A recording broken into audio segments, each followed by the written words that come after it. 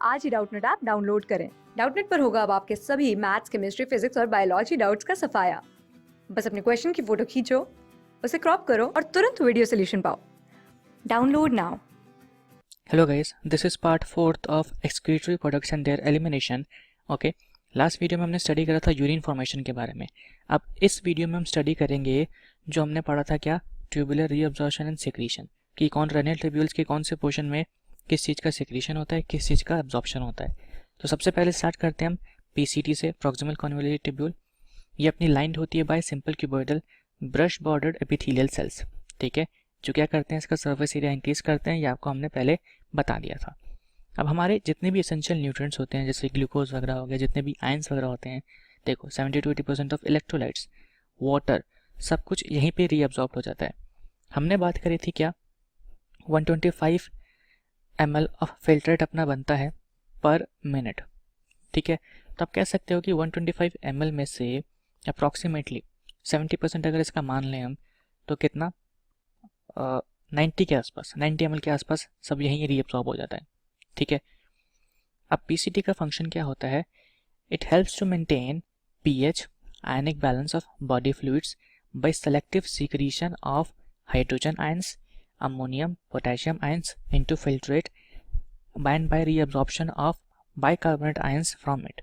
तो पीसीटी का एक इंपॉर्टेंट फंक्शन है, ये आपको याद रखना है कि ये पीएच मेंटेन करके रखता है और आयनिक बैलेंस मेंटेन करके रखता है। कैसे, एक बार इस नीचे वाले डायग्राम में भी आ जाओ। देखो ये वाला डायग्राम आप याद कर लोगे तो ऊपर की जो चारों चीज़ें हैं, यानी कि पीसीटी में क्या हो रहा है, डीसीटी में क्या हो रहा है, हैनले में क्या हो रहा है, सब कुछ पता लग जाएगा। ठीक है, तो ये देखो बाइकार्बोनेट आयंस को रीअब्जॉर्ब कर रहा है, हाइड्रोजन आयंस को यहाँ पे डाल रहा है। ठीक है, तो इसकी हेल्प से क्या होता है, अपना पीएच बैलेंस और आयनिक बैलेंस जो है वो मेंटेन रहता है किसके अंदर, फिल्ट्रेट के अंदर, और वी कैन से अपना जो इंटरस्टिशियल फ्लूइड है उसके अंदर। ठीक है, जो कि बहुत इंपॉर्टेंट चीज़ है। फिर यहाँ पे देखो NaCl का भी रीअब्जॉर्प्शन कर रहा है, न्यूट्रिएंट्स हो गया, पोटेशियम भी यहाँ से ले रहा है। ठीक है, फिर वाटर भी यहाँ पे अब्जॉर्ब कर रहा है और वापस फिर अमोनिया भी डाल रहा है। तो अब बस इस चीज़ को याद रख लो, इतने डायग्राम को, ये खत्म है पीसीटी में और कुछ नहीं है। ओके, आगे मूव करते हैं। यहाँ पे दे रखा है हमारा हैनलेस लूप। अब रीअब्जॉर्प्शन इस सेगमेंट में सबसे कम होता है, यानी कि यहाँ पे कुछ भी रीअब्जॉर्प्शन वगैरह नहीं होता। हाउएवर ये जो रीजन है वो प्ले करता है significant role in maintaining high osmolarity of medullary interstitial fluid. अब ये ऑस्मोलैरिटी कैसे मेंटेन करता है, इसको हम स्टडी करेंगे काउंटर करंट मैकेनिज्म में। ठीक है, वैसे यहाँ पे भी देखो थोड़ा ब्रीफ में बता रखा है, लेकिन वहाँ पे हम डिटेल में स्टडी करेंगे। डिसेंडिंग लिम्ब जो होता है अपना, वो परमेबल होता है to water but almost impermeable to electrolytes. एक बार डायग्राम पे आओ, ये देखो। अब अपना जो डिसेंडिंग लिम्ब है, होता क्या है कि इसके थ्रू वाटर जो है निकलता जाता है। अल्टीमेटली हमारे यूरिन में क्या बच जाएंगे, सिर्फ आयंस बच जाएंगे। अब जाहिर सी बात है कि जब आयंस यूरिन के अंदर ज़्यादा हो गए, दैट मीन्स कि इसकी ऑस्मोलैरिटी क्या कर गई, इंक्रीज कर गई। ठीक है, तो यहाँ पे ऑस्मोलैरिटी होती है 300 के आसपास, जो कि नीचे आते आते अप्रॉक्सीमेटली हो जाती है 1200 के आसपास। ठीक है, तो इसको हम देखेंगे काउंटर करंट मैकेनिज्म में, कोई दिक्कत वाली बात नहीं है। बस आप ये समझ लो कि किसके लिए ये अपना परमेबल है, किसके लिए इम्परमेबल है। तो डिसेंडिंग लिम्ब का ऊपर वाला पोर्शन जो है अपना, ये अपर पार्ट इसका, basically this is permeable to water. ठीक है, अब बात करें असेंडिंग लिम्ब की, तो ये अपना वाटर से इम्परमेबल हो जाता है, लेकिन अपने जो आयंस होते हैं उनका एक्टिव ट्रांसपोर्ट करता है। अब देख सकते हैं यहाँ पे NaCl बाहर निकल रहा है, फिर से NaCl बाहर निकल रहा है, तो अल्टीमेटली अब आयंस बाहर निकल गए। पहले वाटर बाहर निकला था, अब आयंस बाहर निकल गए, तो ऑस्मोलैरिटी जो है यहाँ तक आते आते फिर से नॉर्मल हो जाती है, यानी कि 300 के आसपास हो जाती है। ओके, तो आगे रीड कर लेते हैं। अब यहाँ पे देखो उन्होंने लिखा भी हुआ है, असेंडिंग लिम्ब जो है अपना is impermeable to water but allow transport of electrolytes actively और पैसिवली, दोनों तरीके से। इस वजह से अपना जो कंसंट्रेटेड फिल्ट्रेट पास करता है, अब it gets diluted due to passage of electrolytes to medullary fluid. अब अपने इलेक्ट्रोलाइट्स जो है आपकी बारी मेड्यूलरी फ्लूइड में जा रहे हैं, जैसे कि हमने नीचे देखा था, तो अल्टीमेटली फिर से क्या हो जाएगा, ऑस्मोलैरिटी नॉर्मल हो जाएगी। ठीक है, अब आते हैं हम डीसीटी पे। तो डीसीटी में क्या होता है, conditional reabsorption of Na+ and water takes place in this segment. अब इन्होंने कंडीशनल वर्ड एक मेंशन कर दिया है, क्यों, क्योंकि भैया अपना जो डीसीटी है, हम आगे देखेंगे हार्मोनल कंट्रोल में, ये सिर्फ ऐसे टाइम पे ही रीअब्जॉर्प्शन करेगी जब क्या करना हो, ब्लड का बेसिकली वॉल्यूम इंक्रीज करना हो। ठीक है, रीअब्जॉर्प्शन का मतलब क्या है कि फिल्ट्रेट से वाटर अब्जॉर्ब करके NH+ आयंस रीअब्जॉर्ब करके कहाँ पे भेजो, मेड्यूलरी फ्लूइड में भेजो, और वी कैन से वासा रेक्टा में भेजो या पर्ट्यूबुलर कैपिलरीज में भेजो। तो ये कब करते हैं अब रीअब्जॉर्प्शन? जब जक्स्टा ग्लोमुलर अपैरेटस जो है अपना ये एक्टिव हो जाए, ठीक है। तो आपको ये आगे डिटेल में पढ़ने को मिलेगा, आप बस ये समझ लो अभी कि यहाँ पे कंडीशनल रीअब्जॉर्प्शन होता है। जब लगता है कि एब्जॉर्प्शन करवाना है वाटर का तभी होगा, वरना नहीं होगा। Okay, DCT is also capable of reabsorption of bicarbonate ions and selective secretion of hydrogen and potassium ions and ammonia to maintain pH, sodium potassium balance in blood. ये इतना इंपॉर्टेंट नहीं है, आगे मूव करते हैं। अब आते हैं हम कलेक्टिंग डक्ट। कलेक्टिंग डक्ट जो होता है अपना एक्सटेंड करता है कहाँ से, from cortex of kidney to inner parts of medulla. Large amount of water could be reabsorbed from this region to produce concentrated urine. Okay, this segment also allow passage for small amount of urea into medullary interstitium to keeps the osmolarity. तो अभी हम counter current mechanism में study करेंगे कि अपना जो urea है, ठीक है, ये भी ऑस्मोलैरिटी इंक्रीज करने में पार्टिसिपेट करता है। लेकिन अपना जो पूरा का पूरा यूरिया है जो सिर्फ एक ही जगह से परमेबल होता है वो है कलेक्टिंग डक्ट के लोअर वाले पोर्शन से, ठीक है। बाकी हर जगह यूरिया जो है अपना इम्परमेबल होता है। साथ ही साथ और कहाँ पे परमेबल होता है, यहाँ पे, ये अपना जो असेंडिंग लिम्ब है उसके लोअर पोर्शन में। तो यहाँ से निकलता है और असेंडिंग लिम्ब में चले जाता है, तो इन दोनों के बीच में ये घूमता रहता है, रिसाइकलिंग होती रहती है यूरिया की, ठीक है। अब आप सोच रहे होंगे कि फिर ये यहाँ से क्यों नहीं निकलता, तो क्यों नहीं निकलता उसका अभी हम आपको रीज़न बताएंगे mechanism of concentration of filtrate में, जो कि अपना नेक्स्ट टॉपिक है। अब ये कह रहे हैं it also plays a role in maintenance of pH and ionic balance of blood by selective secretion of H+ and K+ ions. तो देखो ये तो हमने सब में देख लिया कि सभी पार्टिसिपेट कर रहे हैं क्या आयनिक बैलेंस मेंटेन करने में, ठीक है। इंपॉर्टेंट क्या है अपना PCT का, क्योंकि वहाँ पे ज़्यादा काम हो रहा है, तो आपको उस चीज़ का ध्यान रखना है। हेनले लूप आपको काउंटर करंट मैकेनिज्म में याद हो जाएगा, DCT के बारे में और कलेक्टिंग डक्ट के बारे में आपको हार्मोनल रेगुलेशन में याद हो जाएगा। तो अल्टीमेटली आपको याद सारे हो जाने, कोई दिक्कत वाली बात है नहीं। ओके, अब आते हैं हम अपने मोस्ट इंपॉर्टेंट टॉपिक कह सकते हैं चैप्टर के ऊपर। तो यहाँ पे बोला है कि mechanism of concentration of filtrate. तो इसके अंदर हम देखेंगे कि अपना जो फिल्ट्रेट है कभी उसकी ऑस्मोलैरिटी कितनी थी 300 होती है, कभी उसकी ऑस्मोलैरिटी हो जाती है 1200, फिर कभी फिर से 300 हो जाती है, फिर से इंक्रीज कर जाती है। तो अल्टीमेटली कंसंट्रेशन जो है ये कैसे होती है बेसिकली इसके बारे में हम स्टडी करेंगे, ठीक है। और वी कैन से कि अपने जो मैमल्स होते हैं इनके पास एबिलिटी होती है टू प्रोड्यूस कंसंट्रेटेड यूरिन। कैसे कंसंट्रेटेड यूरिन प्रोड्यूस हो रहा है इस चीज़ को हम समझते हैं। हमने पढ़ा था कि अपना 180 litre per day filtrate prepare होता है, जिसमें से सिर्फ 1.5 लीटर का ही एक्सक्रीशन होता है जिसको हम यूरिन कहते हैं। तो अब देख रहे हैं ऑलमोस्ट 99% क्या हुआ, इसको कंसंट्रेट किया गया या कह सकते हैं रीअब्जॉर्प्शन किया गया। तो ये बेसिकली होता कैसे है, कैसे वाटर को किस मैकेनिज्म के थ्रू वाटर को रीअब्जॉर्ब किया जाता है और क्यों किया जाता है, तो इस चीज़ को हम समझते हैं। ओके, तो मैमल्स जो होते हैं इनके पास एबिलिटी होती है टू प्रोड्यूस कंसंट्रेटेड यूरिन, ठीक है।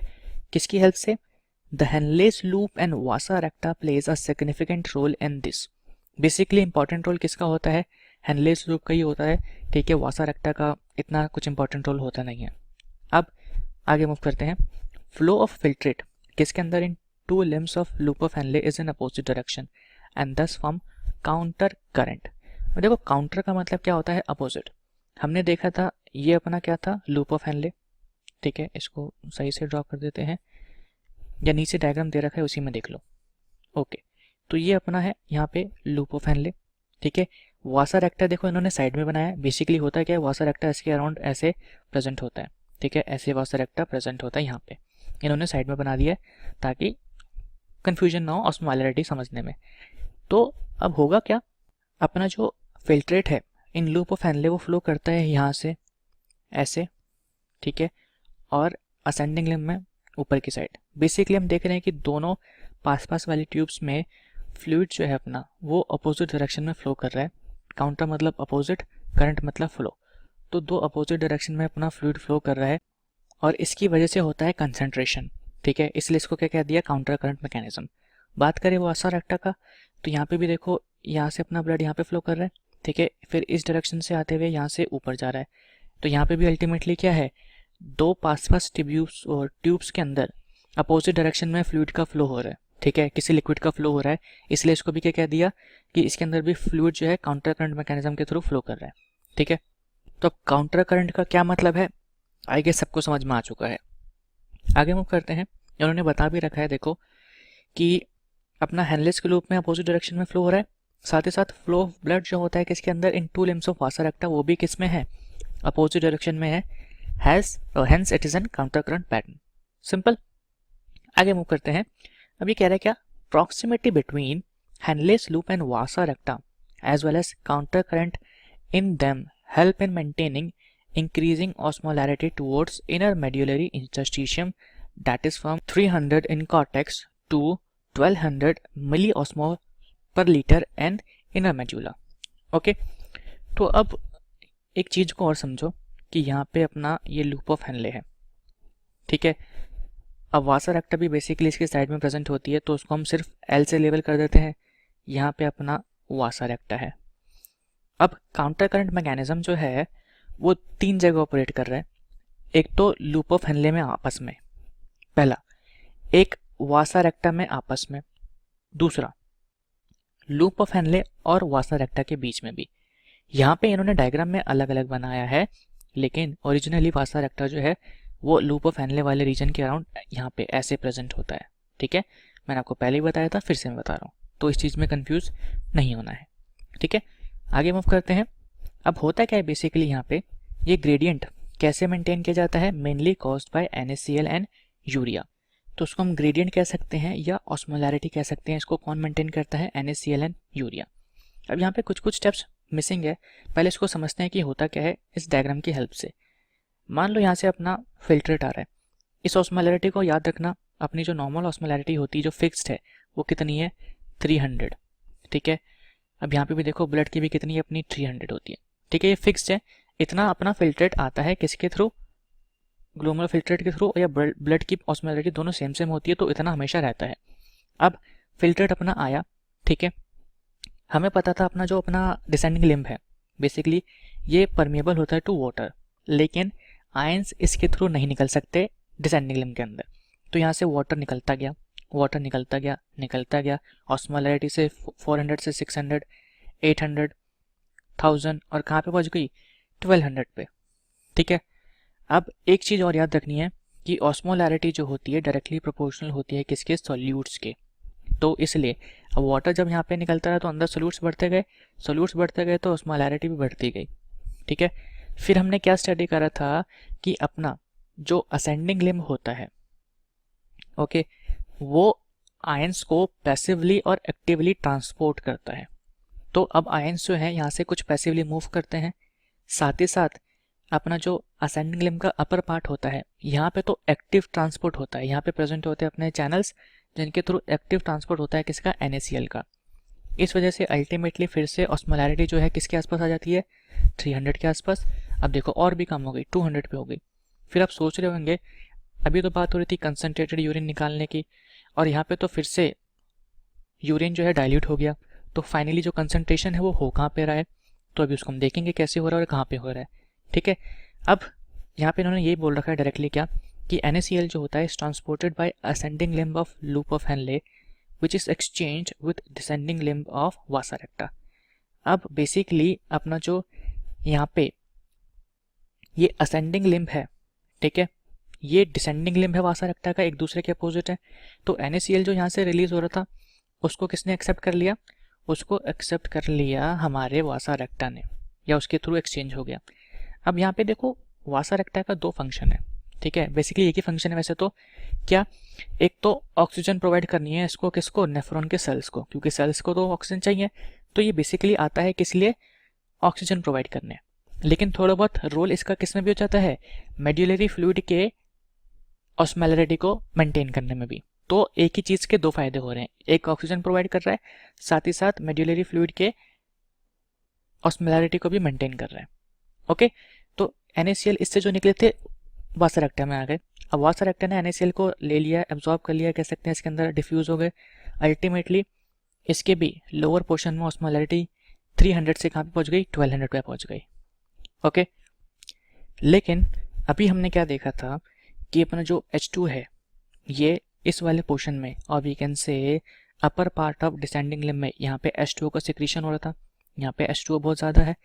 तो अब होगा क्या कि जैसे ही यहाँ पे अपना ऊपर आएगा ब्लड, तो ये जो H2O था ये एंटर करेगा किसके अंदर, इस असेंडिंग लिम्ब के अंदर, ठीक है। और यहाँ से NaCl जो है वापस निकलेगा, क्योंकि बेसिकली क्या है, एक चीज़ समझ लो कि वाटर और आयंस ये दोनों भाई भाई हैं, हमेशा साथ रहने की कोशिश करते हैं, ठीक है। और अगर दो जगह प्रेजेंट है, जैसे कि यहाँ पे प्रेजेंट है, यहाँ पे प्रेजेंट है, तो हमेशा इक्वल होने की या इक्वल ऑस्मोलैरिटी मेंटेन करने की कोशिश करते हैं। ओके, तो होगा क्या कि यहाँ पे अभी NaCl ज़्यादा था, लेकिन इनको बाहर वाटर दिखा, तो NaCl वाटर के पास चले जाएगा। और कब तक चले जाएगा, जब तक हर भाई के पास अपना दूसरा भाई ना आ जाए, ठीक है। और वी कैन से जब तक हर H2O के पास आयंस ना आ जाए। और वाटर जो है अंदर मूव करेगा कब तक, जब तक अंदर वाले NaCl के पास H2O ना आ जाए।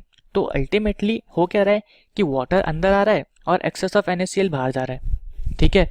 फिर से इसकी ऑस्मोलैरिटी क्या हो गई, 300 हो गई। तो अभी क्या था, ऑस्मोलैरिटी नीचे तो ज़्यादा थी, अब फिर से 300 हो गई। तो हमने क्या करा, इससे ऑक्सीजन ले ली, इससे ऑस्मोलैरिटी भी मेंटेन करवा ली, ठीक है। और बदले में इसको कुछ ले जाने भी नहीं दिया। तो ब्लड का बेसिकली हम कह सकते हैं हमने अच्छे सा फ़ायदा उठा लिया, किसने, लूप ऑफ हेनले ने। ऑक्सीजन ले ली, मेडुलरी फ्लूइड में ऑस्मोलैरिटी भी मेंटेन करवा ली, और कुछ उसको दिया भी नहीं। तो अपना जो ये पूरा प्रोसेस है, इसी को हम क्या कहते हैं, काउंटर करंट एक्सचेंज, ठीक है। बेसिकली यहाँ पे फ्लूइड्स अपोजिट डायरेक्शन में फ्लो कर रहे हैं और एक्सचेंज ऑफ आयंस हो रहा है किसके बीच में, हेनले के बीच में एंड वासा रेक्टा के बीच में, इसलिए इसको क्या कह दिया, काउंटर करंट एक्सचेंज। अब देखो एक चीज़ और सोचो, यहाँ पे जो NaCl रिलीज हो रहा है, इन केस अगर वासा रेक्टा ना होता तो NaCl की वजह से यहाँ पे भी ऑस्मोलैरिटी हाई होती, क्योंकि हमने बोला था osmolarity is directly proportional to solutes. तो यहाँ पे भी ऑस्मोलैरिटी हाई होती, लेकिन यहाँ पे ऑस्मोलैरिटी हाई नहीं होती। क्यों, क्योंकि ये जो NaCl है इनको सब कौन ले लेता है, अपना वासा रेक्टा, ठीक है। हाई ऑस्मोलैरिटी कहाँ पे होती है, सिर्फ मेडुलरी इंटरस्टिशियम वाले पोर्शन में, क्योंकि यहाँ पे आयंस ज़्यादा प्रेजेंट होते हैं, ठीक है। यहाँ पे वाटर कम होता है, इसलिए अपना जो फ्लूइड होता है यहाँ पे ज़्यादा कंसनट्रेटेड होता है। यहाँ पे NaCl भी सिक्रीट होता है, कहाँ से, from ascending limb of vasa रेक्टा। इस वजह से अल्टीमेटली मेडुलरी फ्लूइड जो होता है इस पोर्शन में, उसके अंदर अपना ऑस्मोलैरिटी ज़्यादा होता है, ठीक है। अब होगा क्या, यहाँ पे देखो, यहाँ से यूरिन आ रहा है, ठीक है। अब अकॉर्डिंग टू ऑस्मोलैरिटी यहाँ पे 300 थी, जैसे ही उसको ऑस्मोलैरिटी ज़्यादा मिलती रहेगी, वाटर जो है निकलता जा रहा है। क्यों, क्योंकि हमने बोला था वाटर और आयंस जो हैं वो भाई भाई हैं। बाहर यहाँ पे आयंस प्रेजेंट है, तो वाटर क्या करेंगे, अपने भाई के पास जाएंगे, ठीक है। जाते रहेंगे जब तक हर भाई के पास अपना दूसरा भाई नहीं आ जाता। बेसिकली जुड़वा भाई हैं, जब तक सारे जुड़वा भाई एक साथ नहीं हो जाते, जब तक वाटर बाहर निकलता रहेगा। और अल्टीमेटली हमें कैसा मिलेगा, यूरिन कंसनट्रेटेड मिलेगा, ठीक है। अब देखो आगे मूव करते हैं। यहाँ पे क्या बोला था कि NaCl जो है अपना return to interstitium by ascending portion of vasa recta. तो हमने यहाँ पे देखा था कि थोड़ा पोर्शन जो है NaCl का वो वासा रेक्टा के थ्रू कहाँ पे आ रहा था, इंटरस्टिशियम में भी आ रहा था, और थोड़ा यहाँ पे भी आ रहा था, ठीक है। और बेसिकली इसकी ऑस्मोलैरिटी नॉर्मल कैसे हुई थी, मैंने आपको बताया था कि इसके अंदर वाटर चला गया था, जिसको कौन रिलीज कर रहा था, descending limb of loop of Henle, okay. अब small amount of urea enters thin segment of ascending limb of Henle which is transported back to interstitium by collecting tubule। अब यहाँ पे देखो, अब बात करेंगे सिर्फ यूरिया की, ठीक है। तो अपना यूरिया जो होता है पूरे नेफ्रॉन में सिर्फ दो ही जगह इसका ट्रांसपोर्टेशन होता है, कहाँ पे, एक असेंडिंग लिम्ब के लोअर वाले पोर्शन में और एक कलेक्टिंग डक्ट में, ठीक है। तो यहाँ पे क्योंकि वाटर कम है तो यूरिया बहुत ज़्यादा कंसनट्रेट हो जाता है, क्योंकि आपको पता है कि यहाँ पे सिर्फ एक ही नेफ्रॉन नहीं आ रहा, यहाँ पे अपने बहुत सारे नेफ्रॉन आ रहे हैं, एक कलेक्टिंग डक्ट में बहुत सारे नेफ्रॉन होते हैं। तो यहाँ पे क्या है, यूरिया बहुत ज़्यादा कंसनट्रेटेड होता है। तो अलॉन्ग द कंसनट्रेशन ग्रेडियंट अपना यूरिया यहाँ से करता है यहाँ पे डिफ्यूज मेडुलरी इंटरस्टिशियम में, और अल्टीमेटली क्या होगा, NaCl के साथ मिलके, इस वाले NaCl के साथ मिलके यहाँ पे NaCl प्लस यूरिया, ये दोनों आपस में मिलके यहाँ पे क्या करेंगे, ऑस्मोलैरिटी मेंटेन करने में हेल्प करते हैं, ठीक है।